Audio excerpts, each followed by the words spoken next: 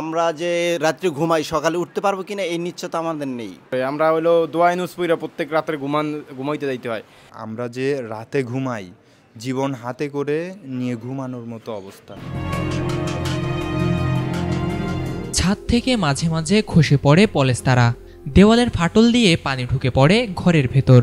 কোথাও কোথাও ছাদের নিচে ঝুলছে রড, আবার কোথাও ঝুলে থাকে বটগাছের শিকড়। দিন শেষে রাত নামলে আতঙ্ক নেমে আসে শিক্ষার্থীদের মনে। ঘুমাতে যাওয়ার আগে মাথার উপর ছাদটা আদেও নিরাপদ কিনা এই ভাবনায় রাত কাটে ঢাকা কলেজের আখতারুজ্জামান ইলিয়াস হলের শিক্ষার্থীদের। রাতে বৃষ্টি হলে আমরা আতঙ্কে থাকি যে কোন সময় যেন আমাদের মুখের ভিতরে পানি ভরে, অথবা ওয়ার্নিং খুইলে আমাদের মুখের উপরে পড়ে। আমরা হলো দোয়া নুস পইরা প্রত্যেক রাত্রে ঘুমাইতে যাইতে হয়। আমরা যে রাত্রে ঘুমাই সকালে উঠতে পারবো কিনা এই নিশ্চয়তা আমাদের নেই। হুটহাট করে যে কোনো সময় ছাদ ধসে পড়তে পারে। আমাদের এক কথা, আমাদের জীবনটাকে হাতে নিয়ে আমরা ঘুমাই। আমাদের মৃত্যুর কোনো সিকিউরিটি নাই, যে কোনো সময় আমাদের মৃত্যু হতে পারে বা ছাদ ধসে পড়তে পারে। 2016 সালে প্রকৌশলীদের পর্যালোচনায় এই ভবনটি পরিত্যক্ত ঘোষণা করার সুপারিশ হয়েছিল, কিন্তু বছরের পর বছর পেরিয়ে গেলেও বাস্তবে কোনো পদক্ষেপ নেওয়া হয়নি। হঠাৎ করে দেখা যায় যে ছাদ থেকে কিছু টুকরা, ইটের টুকরা পড়ে যায়। এই জন্য রাতে আমরা ঠিক মতন ঘুমাতে নিশ্চিততে ঘুমাবো, যে ঘুম থেকে সকালে উঠতে পারবো, আমাদের কোনো নিশ্চয়তা থাকে না। আমরা জীবন হাতে নিয়ে রাত্রি যাপন করি, যে কোনো মুহূর্তে আমার মাথায় ভেঙে পড়তে পারে। জীবনের একটা ঝুঁকি নিয়ে আমরা এখানে অবস্থান করতেছি। এই ভবনের লোনা ধরা দেওয়ালগুলোতে দেখা দিয়েছে গভীর ফাটল। অবস্থা এমন ভয়াবহ যে ভারী বৃষ্টিপাত হলে বৃষ্টির পানি কক্ষগুলোর মধ্যে প্রবেশ করায় দুর্ভোগে পড়তে হয় এই হলের শিক্ষার্থীদের।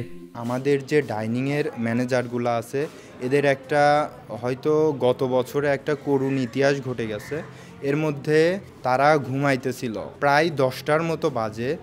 উপর থেকে বড় বড় দুইটা চাপ অটোমেটিকলি ধসে পড়ার কারণে দুইজন প্রায় মৃত্যুসজ্জায়, প্রায় 15 দিনের মতো হসপিটালে বেডে সে শয্যাশায়িত ছিল। বাংলাদেশের অন্যতম ঐতিহ্যবাহী শিক্ষা প্রতিষ্ঠান ঢাকা কলেজ। এই কলেজের হাত ধরেই উপমহাদেশে উচ্চশিক্ষার সূচনা, কিন্তু এই গৌরবময় ঐতিহ্য আজ হারিয়ে যেতে বসেছে ছাত্রাবাসগুলোর দুর্দশায়। যেহেতু আমাদের আবাসন সংকট, এই কারণে শিক্ষার্থীরা আমরা যারা আছি এখন এই হলে থাকতেছি, কিন্তু এটা আসলে অনেক রিস্ক, এটা লাইফ রিস্ক। যে কোনো সময় বড় ধরনের অ্যাক্সিডেন্ট হয়ে যেতে পারে। দেখা যায় আমি এখানে নেই, কিন্তু আমার বেডের উপর থেকে প্লাস্টার খসে পড়লো, তো সৌভাগ্যক্রমে বেঁচে যায় আর কি। তো এই ব্যাপারটা আসলে জরুরি একটা সুরাহা হওয়া দরকার। শিক্ষার্থীদের মতো হল সুপারও এই হলের দুর্দশার পরিত্রাণ চান। তিনি বলেন, নতুন করে হল নির্মাণ করা হলেই ঢাকা কলেজের আবাসন সংকট কেটে যাবে। এটা তো অনেক পুরাতন হল, সেটা বলা যাচ্ছে হয়তো 60-70 বছর আগের পুরাতন হল।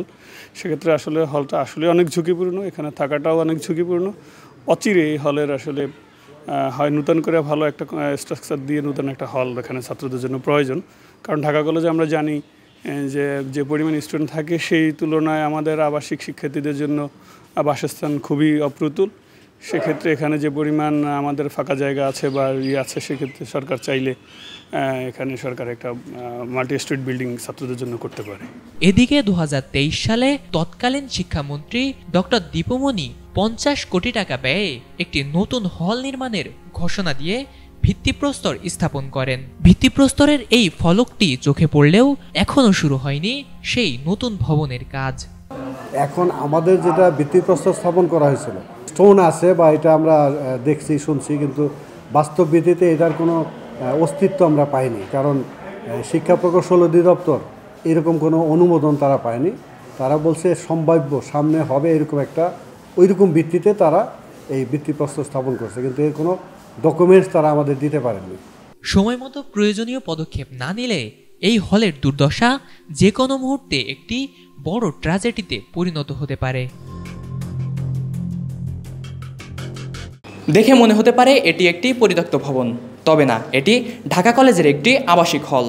এই হলের পুরো দেওয়াল জুড়ে দেখা দিয়েছে ফাটল, ছাদ থেকে খসে পড়ছে পলেস্তারা, যেখানে মৃত্যু ঝুঁকি নিয়ে আবাসন সংকটে বসবাস করছেন প্রায় 2 শতাধিক শিক্ষার্থীরা আবাসন সংকট উত্তরণের দাবি করলেও এ নিয়ে কোনো পদক্ষেপ গ্রহণ করছে না কলেজ প্রশাসন।